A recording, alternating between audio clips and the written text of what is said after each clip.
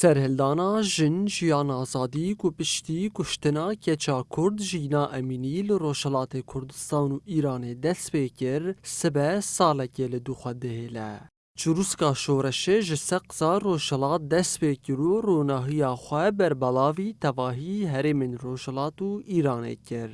تکلداری سالوگرای کمی ناصر هلدانه و گوهرتنین کو بخارا آنین جنین کوبانه جروشاواتی ویرا خوین. انداما کوردیناسیونا کنگراستار یا نافچیا شیران نادیا حسو دیار کرکو لی ایران مافن جنان تینه بمپی کرن.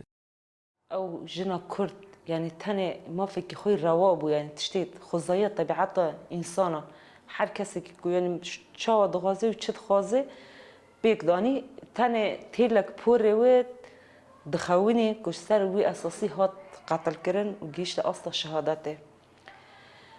يعني دولتي دستلدار ودولتي كو ذهنيات قلبي كو إنه جن عورة يعني جن نابي كو مثلا بقي ما في خوا وجن يعني ما في جنات تقدر تشتكي ده تنبه حتىش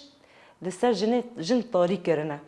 بلكي أوانا ذهنيات خوا دارن بس نظني هذا جني تشيه وطاقتها جني تشيه جينا أميني شورشك بخاراني شورش روجلاتي كردستاني دست بكر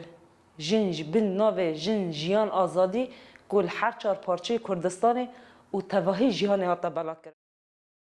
هر وها انداما مالاشین یا همان نافچه زینب نحسان جی آنی زمان کو سرهلدانا جن جیان آزادی لتواهی جهان دنگ ودا. لروجهلات كردستاني وأرقص جن يعني رابون بناوي ام بيجن جن جيانا آزادين هاتا بانكرن او شورش لوي داري دست بكر يعني ام بيجن ابا دولتي كدس لا دار دناوي